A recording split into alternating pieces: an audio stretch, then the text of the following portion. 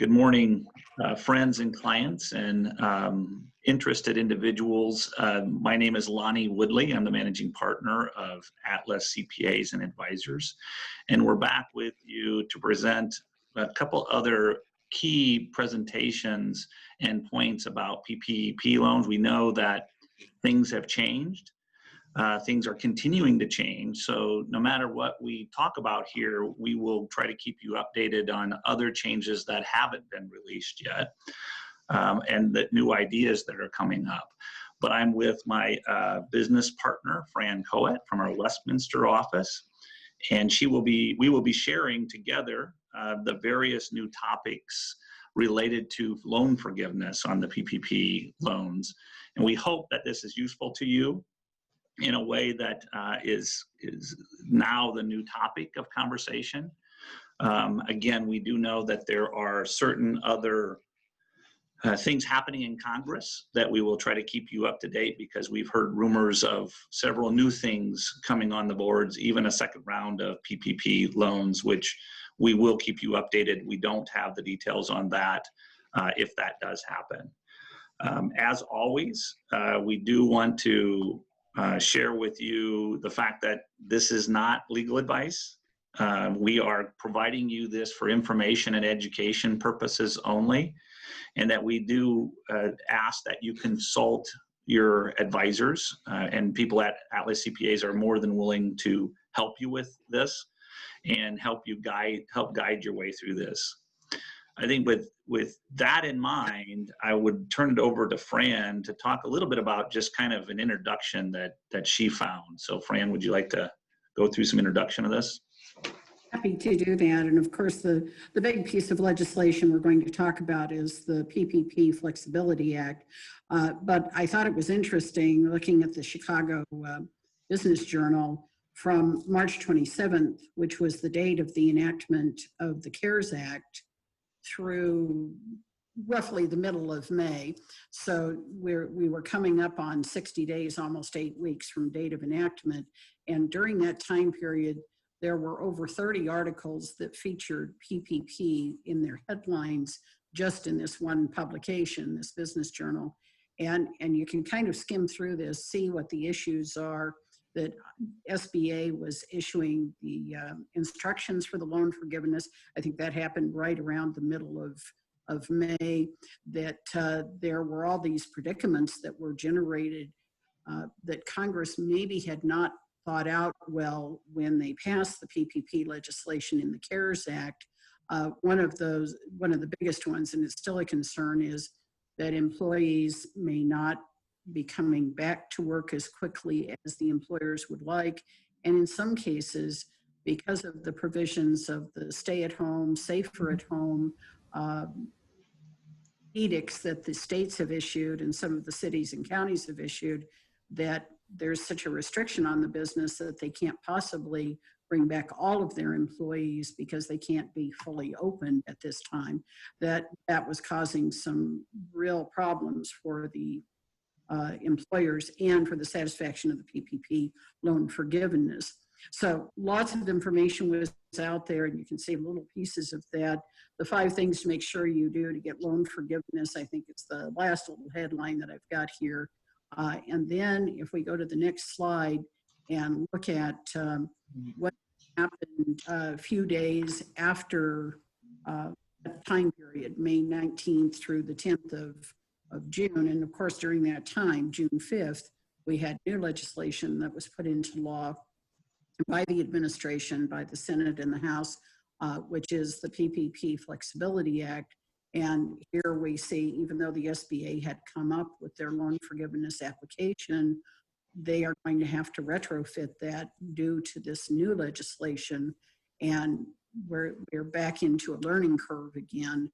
At the same time, you'd have to live under a rock not to know that there have been some pretty extreme protests, marches, taking down of statues in response to the death of George Floyd in Minneapolis. And so that's coming into play as well in some of the legislation that we're seeing.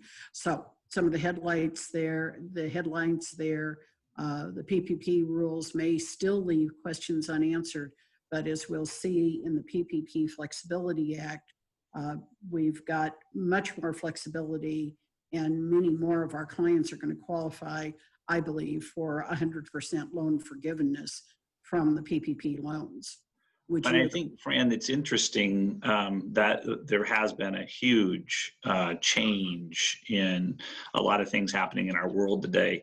But you had mentioned earlier about employers getting back to full employment and not being able to do that with all of the different stay-at-home or social distancing rules that some of the cities and local jurisdictions are trying to implement. I think the other thing, which I've heard from some clients, and especially potentially restaurant clients, is that with the enhancement of the unemployment, by adding $600, some people have opted to stay unemployed for a longer period of time because they may be making more than coming back. And I think that's a strain on the workforce that, as we do begin to reopen, could cause some conflicts in employees that have to make that decision to come back.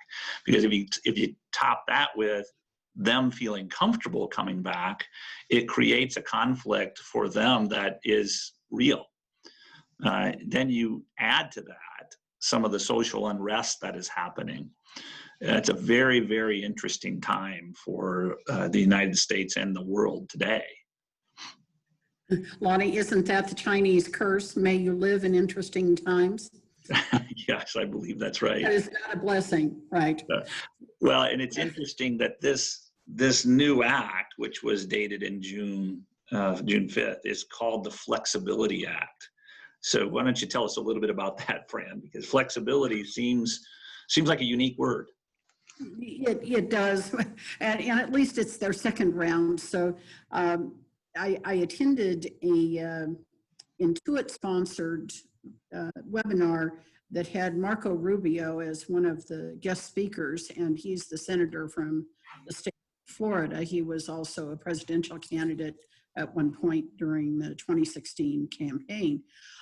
He is chair of the Small Business Committee at the Senate level, and he was getting a lot of feedback. He and his counterparts were getting a lot of feedback with the problems that we saw in the PPP. And I think I've mentioned this before, there has been such a focus on the loan forgiveness. It is a loan. We recognize that as accountants. It's got to be booked as a loan into the client's books, but it has a forgiveness feature. The forgiveness feature initially was set out to be, in these very early loans, an 8-week covered period that started with the date of the funding of the loan. So the mechanism was set in place by the Congress that a small business owner or large business owner could apply through their bank for a Paycheck Protection Program loan. And there was a certain formula they had to follow. They would take their wages capped at $100,000 per employee, the annual wages over 2019, divide those by 12 times 2.5. That was roughly the formula. And that was kind of the ask side. This is what they could ask the lender for, sponsored by the SBA. And to qualify for the loan forgiveness, over an 8-week period called the covered period, after the date the loan was actually deposited into the business account, then they had to test for 75% of those loans being used to pay payroll checks. It's called the Paycheck Protection Program, and up to 25% for non-paycheck items such as utilities, rent, mortgage interest. That was the test for the forgiveness. Well, 8 weeks was, in essence, too short a time period, simply because of the social distancing, simply because of the stay at home, safer at home restrictions. Businesses simply could not get owner, or they would be paying their employees to do nothing just to have them on payroll and satisfy the loan forgiveness.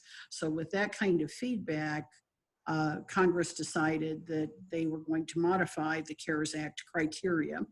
And in so doing, with the PPP Flexibility Act, they have made the 8-week period, which was 56 days, a 24-week period, again from the date of funding of the loan, or until December 31st, whichever is earlier. So clients that were qualifying for the loans and receiving the funds in early April would not be able to extend all the way to December 31st because their 24-week period would be earlier than that.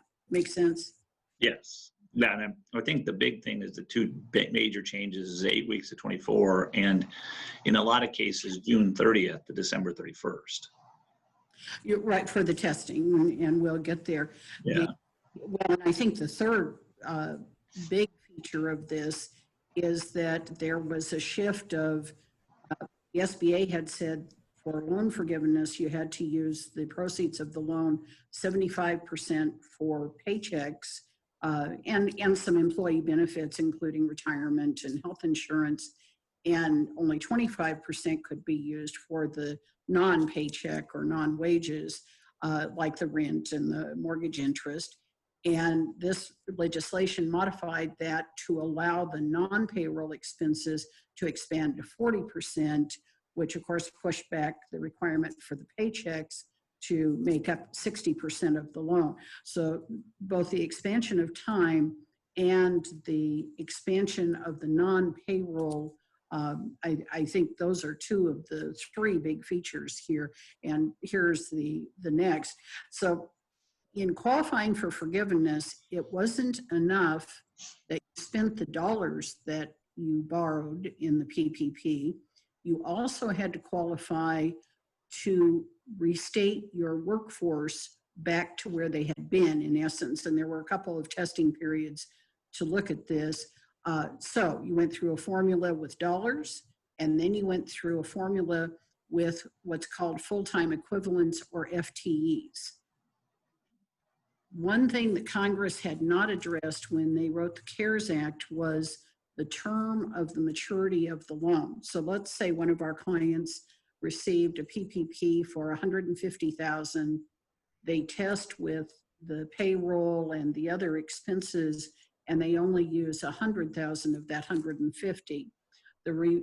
That 100 is forgiven because it tested for the formula, but the remaining $50,000 will become a loan that has to be repaid.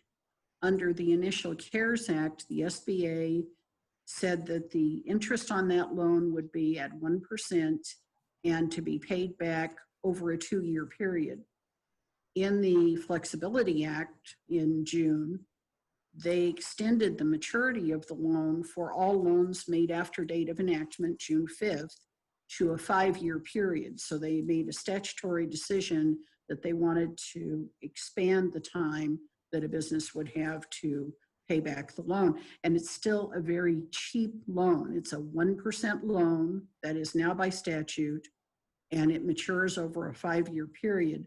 So if that were the fact pattern, 50 years, you've got 60 months, or $50,000, you've got 60 months to pay it back at a 1%. So if banks, if our small businesses wanted to have bank financing for maybe the first part of 2021, that is pretty cheap access to cash, in my opinion, anyway. Yeah, so. And I think a couple points here, coming back to the full-time equivalents, one of the other things that was unclear from what we saw is how were they measuring full-time equivalents? Because we had a lot of clients that asked questions, is that 30 hours, is that 40 hours? In the application for forgiveness, they made it very clear that it was 40 hours, correct? So full-time equivalents measured off of 40 hours a week. The second part of this, which I think is also just to clarify, that if they have a loan prior to June 5th, it could get extended to 5 years. Is that correct? It's not just loans that are currently made, it's any loan that was made. Is that correct, Fran? At the discretion of the lender. Right. So any loans that were made earlier certainly in the first round of funding, it would be at the bank's discretion whether they would extend the 2-year to a 5-year period. Right. And so it's not going to be a cookie cutter. It will be for those who are trying to get their loan in place prior to the end of June, which is by statute, and that has been clarified by Mnuchin and by some Senate leaders, that the PPP loan as it stands today, that the loan application has to be submitted by June 30th of this year. Right. One other expansion to give the name flexibility some teeth was to allow the employers to qualify for deferral of the Social Security element of the employer's payroll taxes. Not the Medicare, that very specifically is not allowed, but the 6.2% of the Social Security taxes that are paid over, the employer has to match and the employee has that taken out of their wages. Can now, those wages that can be forgiven under the PPP program can also be deferred over almost a 2-year period. That had been prohibited under the initial CARES Act.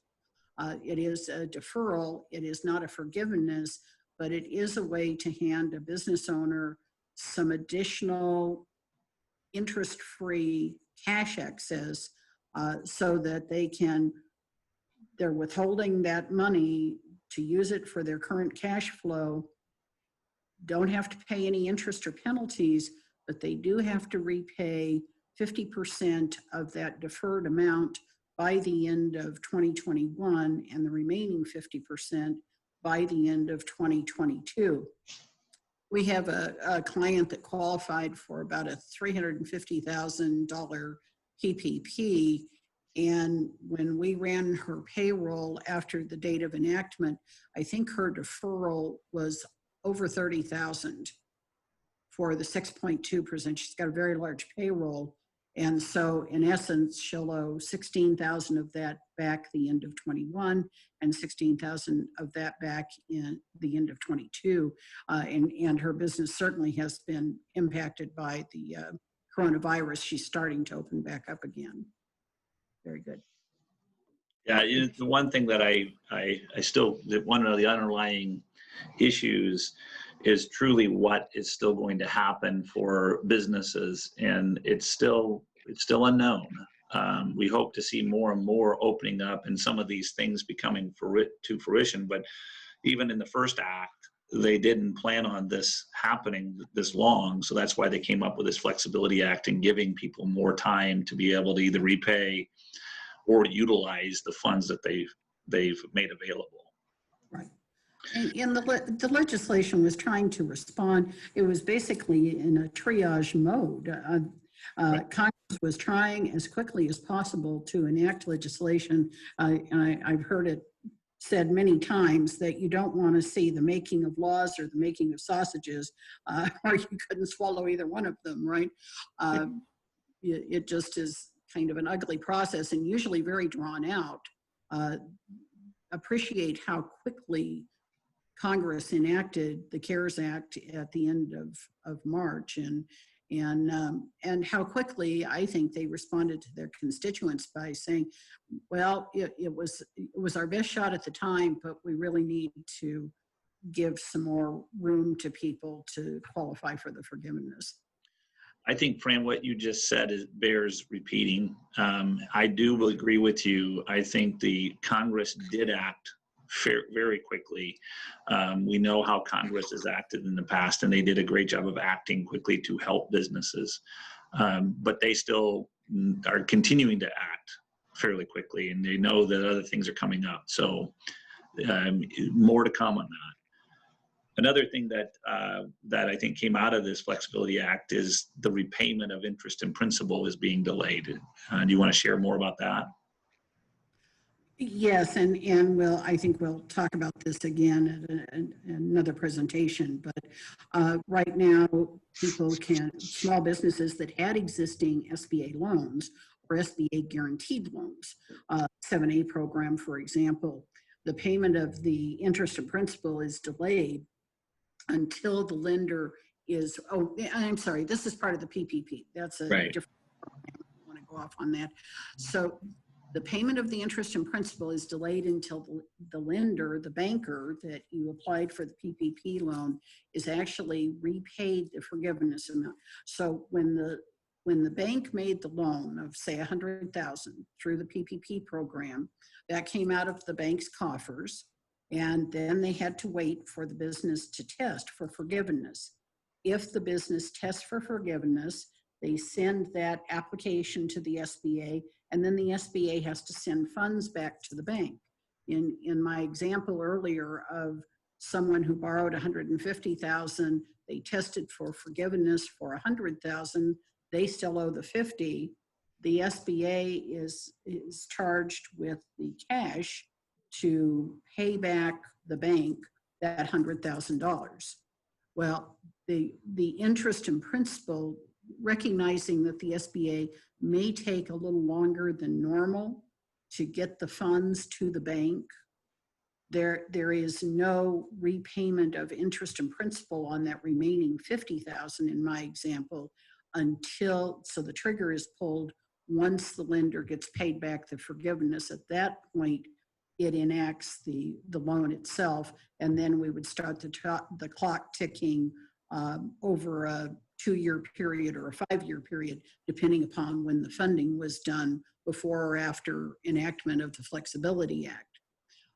If the borrower does not come forward and apply for the loan forgiveness with what I assume will be a modified Form 3508 within 10 months, so this is kind of a, hello, you need to get this done, but we're going to give you 10 months to do this after the testing period, then that'll automatically trigger that the whole loan is repaid back to the bank, and interest will start running at that point, and the expectation is that the borrower will start making interest and principal payments. Right.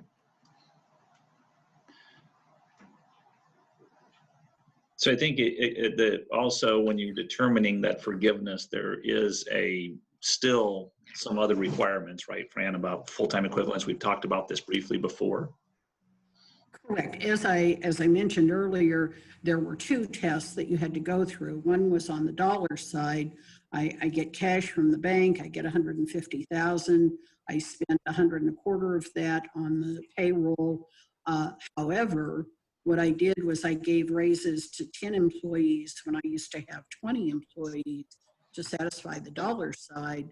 Well, then I have to go through yet another tranche. I have to go through another test.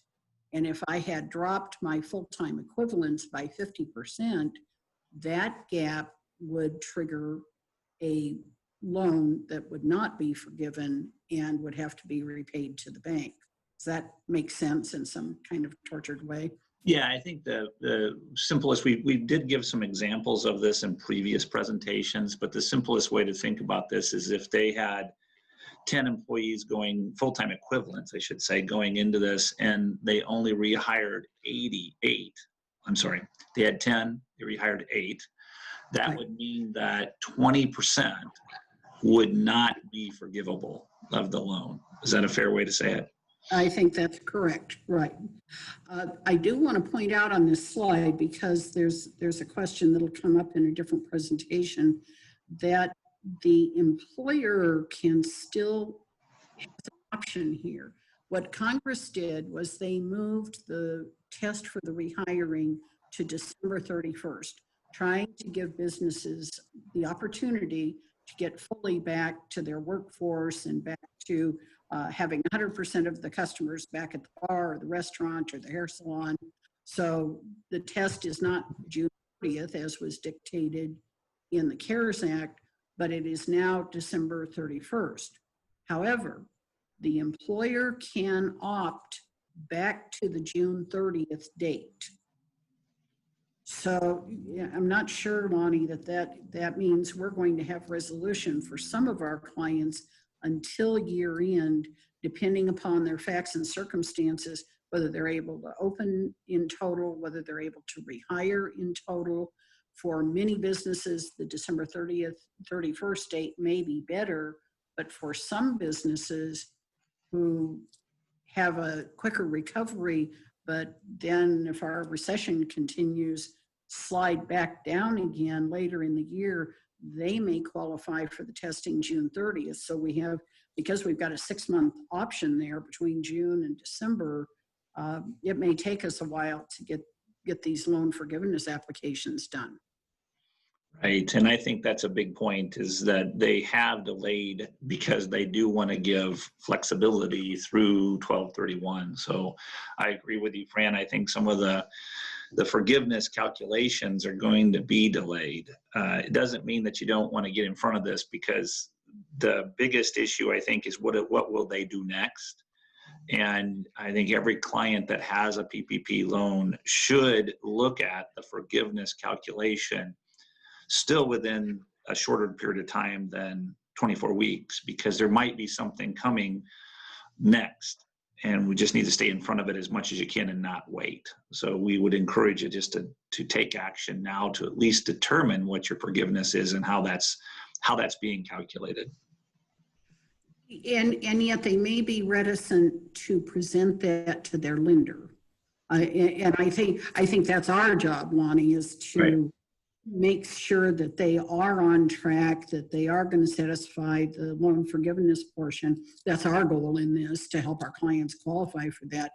But once we know whether they've tested or they've not tested, because there are some other things in play in Congress, they may want to withhold that final loan forgiveness application as long as possible. Have all their ducks in a row, but just not submit it until, Well, and we would always encourage borrowers to be in communication with their lenders. I think the issue is that just the open communication helps with the dialogue of what maybe is to come. Because I will tell you, as we'll talk about in some other slides, is banks are still unsure of how this is all going to work.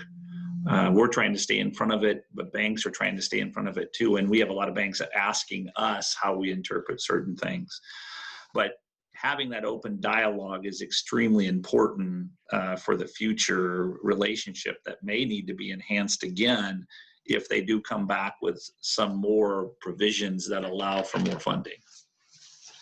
and I think that was a very primary criticism of the PPP, was because the SBA couldn't possibly handle all of the PPP applications once the funding was in place. They had to use banks.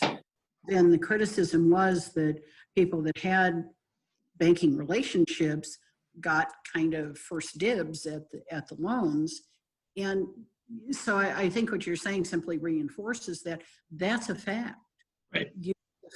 If you're known to an accountant, if you're known to a bank, if you have established a relationship, then obviously they're going to lend more quickly to that applicant than they are to somebody that just walks in off the street. Of course, nobody's walking off the streets right now, but Yeah. through their website. I know one bank here in the Denver metro area has on their website that they will not even accept any loan forgiveness applications because they're unsure. And of course, the SBA is going to have to redo the 3508 form because it's set up for 8 weeks and it needs to be modified for 24. Well, and then what we have done next for everybody's benefit is just going to go through 6 critical issues with the PPP. And we can run through these fairly quickly. Some of these we've talked about, but I think, Fran, what we want to do is emphasize a few points, right? Right, and this kind of gets into the confusion with the program. The ask side of the loan that I kind of ran through that, it's basically the 2019 payroll divided by 12 to reduce it to a monthly amount times 2.5.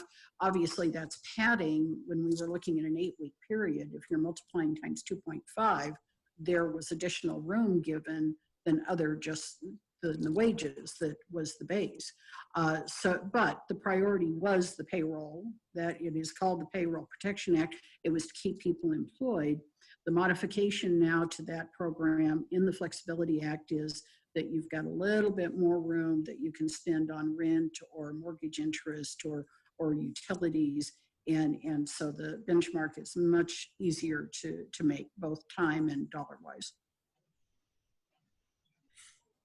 And I think it's fair to say the lenders didn't always get it right. We accountants are numbers people. I want to think bankers are too, but this was in such a state of disarray when the initial loans were made that some of the interpretations about how to apply the divide by 12 times 2.5, what their base should be, what they should subtract from that number. The lenders, in some cases, and I'm sure you saw this, Loni, more than we thought the client was actually supposed to receive, and in some cases received less than the client was expecting. And I think every bank was unique in that they did not have a standard ask side. They had their own application forms for the PPP loans. And so we got different results for different clients. Right. And this is an area which I find very interesting. I've got a self-employed veterinarian. She works out of her home. She travels to her clients, and she's Schedule C filer, self-employed. She's a pretty decent profit. She divided the profit by 12 times 2.5, and she received a PPP loan for around $20,000 or so. Then she asked me to work on her 2020 estimates for the first half of the year. Well, even though the PPP loan forgiveness is not per se income, in fact, it's excluded from gross income, the proceeds cannot be used to create a deduction on the tax return because we're exempting the income. Is that sort of tortured, making sense? Yes. I could cite a code section, but who cares what the code section is? Intuitively, if I don't have to pay tax on something, I can't then turn around and create a deductible expense. And this was a confusing thing, Fran, I think, for a lot of people, because we were told in the original loan, the original legislation, that this would not be taxable. It was specifically said in there.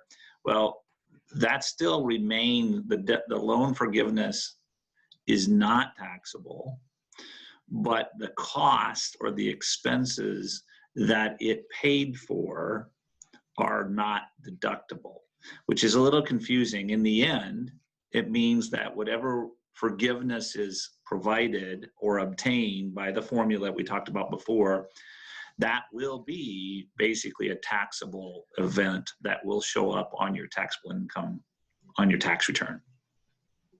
And that was the pushback from the veterinarian. She said, well, I thought that this was just a non-event, that it didn't have anything to do with my tax return. And I will give you a side.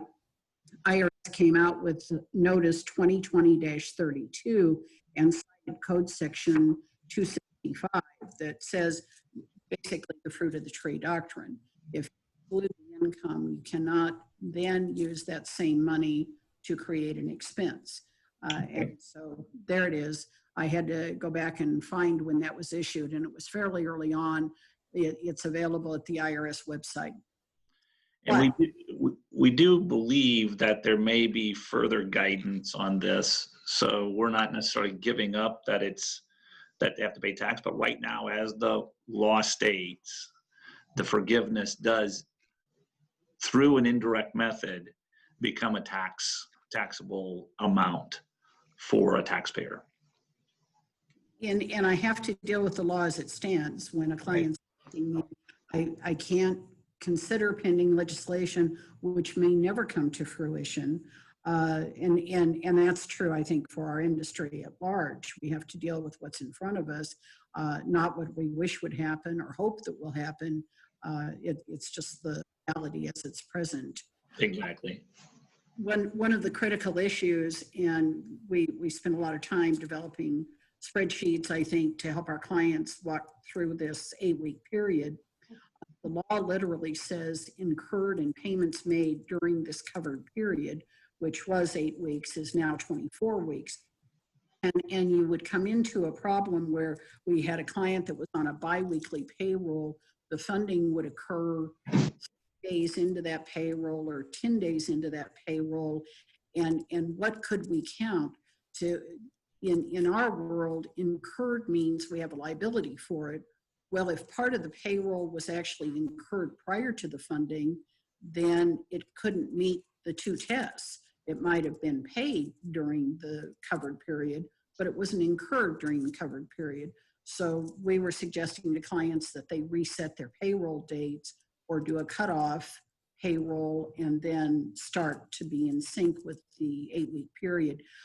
So what the SBA came out with when they published their 3508, the loan forgiveness application, was an alternative payroll covered period that would allow the employer to kind of lap beyond the 8-week period. So if I had a payroll period that cut off on the 15th, I got funded on the 20th, and I'm a biweekly, then I would simply start with my 21st payroll and roll forward for 4 pay periods, or in this case now 12 pay periods. And I would just be able to reset that covered period with this alternative payroll cover period. And most of that now is relieved because 24 weeks is roughly 5.5 months, and the original calculation was really only 2.5 months. So we shouldn't have the issue. The only thing that could hamper that is if you can't reopen completely and you don't have all the payroll that you would normally have. But we hope that this change to 24 weeks has really helped the forgiveness calculation become easier for a lot of businesses that are out there. I think the next slide, we do want to present what is now currently the loan forgiveness application. And actually, I went out this morning to the SBA, and they have revised this.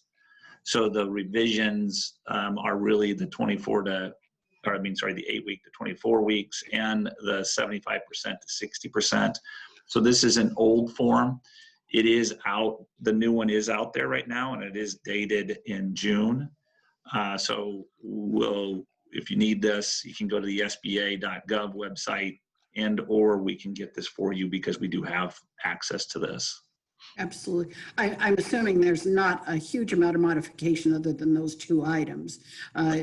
Basically, this form is simply asking for kind of entity information and when the loan was funded and whether or not there was any IDL that was issued. The economic injury disaster loan, that was another program that the SBA has been managing in light of the pandemic. Well, and I think the other thing, there's some other attachments that we didn't present here, but those other schedules will also have some modifications, but the newest one is out on the sba.gov website. Perfect. And we've already alluded to this issue. We did not know whether the FTEs were going to be defined under the ACA, which said a full-time equivalent was 30 hours per week. It is actually under the SBA 7A loan, and that defines an FTE, a full-time equivalent, as 40 hours a week. We talked about this a little bit earlier. Right. And then finally, that the recipients have got to submit accounting, do the loan forgiveness no later than 30 days after the 24-week period. If they fail to submit the 3508, I mentioned this earlier, they have 10 months, and then the entire amount, if they don't ever submit the 3508 in 10 months from the date of the end of this 24-week period, the loan will start to amortize and interest will start to accrue, et cetera. And I think it's important, again, to reiterate that stay in front of this. Do not wait till the end of the 24-week period. Plan for it, because we do not know today what may be coming up next from the Congress. And it's definitely to your advantage to find out where you are in case something new happens. Correct. Right. And again, the PPP, from the loan application to the accounting for the loan forgiveness, is based on your accounting records. So if you use a payroll service, if you have your accountant prepare your payroll for you, there, with that one-page form is very deceptive. Would you agree, Loni? It's actually 4 pages long, Right. plus attachments. You need to have your payroll records. The 941 has to be submitted to support the fact that you paid payroll. We're not % clear what the lenders may ask for. We know what's being asked for in the loan application, but again, each one of the lenders could modify that in some way to satisfy their own due diligence. And again, for good accounting and tax planning, entity selection was so critical. So to my mind, that's really the basis of how a business operates. And you were where you were when the pandemic hit. If you had operated as a sole proprietor, decided you didn't want the hassle with payroll taxes, that brought a different dimension to this particular program. And self-employed people and people in partnerships could not include their health insurance, could not include their retirement benefits in the loan forgiveness calculation, because that comes out of their profit, and the loan ask was based on their profit. They were put in a very different place than those of us who had incorporated and who had been paying paychecks. It was more difficult for them to get the funding in the first place. They were delayed by a couple of weeks. So it's really important to communicate with your accountant.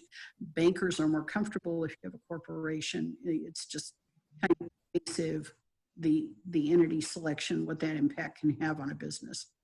Right. I think one of the things, Fran, that we should point out on the actual loan forgiveness application, there are certain items, representations that the SBA wants the actual business owner to sign off on. And a lot of that has to do with, did you follow the rules? Did you have some type of impact? And we've had some questions about what does impact mean? Well, even if your business in some cases is doing as well or maybe even better, it doesn't mean that you do not have an economic impact because of this, because it's the unknown, and that's what they're trying to help with. So I think the biggest thing is if you haven't seen that form, you should get a copy either from the website, the sba.gov, or from your advisor. Again, we can provide you with a copy. And you ought to really read through the questions, representations that you have to sign off on as the business owner or the sole proprietor or the individual receiving the PPP loan. Those are important factors that it's just representing that you are following the rules for the most part. There are some other things on there that you just want to read through and be comfortable with. Correct. Agreed. And with that, we have a picture of the future employees of Atlas CPAs and Advisors. But I think the biggest thing is that this saying is extremely important. It's about learning to dance right now in a whole new environment. And it's not done changing. Some of it will go back to normal or some parts of normal, but we do know that there's a new normal. So it's fun to be in the rain every once in a while, right, Fran? It is indeed, yes. Especially when it's 95, I hear. With, yeah, exactly. Warnings, yes. But we want to thank everybody for attending this. And we are very open to questions. You can reach out to any of the Atlas offices. Most of our people, if not all of our people, are getting armed with this information so they can help. If they can't, they'll find the solution for you or help you with this. And we do want to encourage you to listen to our next broadcast, which we've taken some additional questions and tried to answer them. It's more of a Q&A session. And we've tried to take what questions we've had and what we see out there and try to answer them, all related to the forgiveness again, or at least the tail end of the PPP loan program. But we do want to thank everybody, and we do want you to encourage you to stay calm. It will end. It will have an outcome that we're not quite sure of, but there will be an end to this, and we will, hopefully everybody sees the brighter future from this. So again, thank you everybody for attending. Thanks.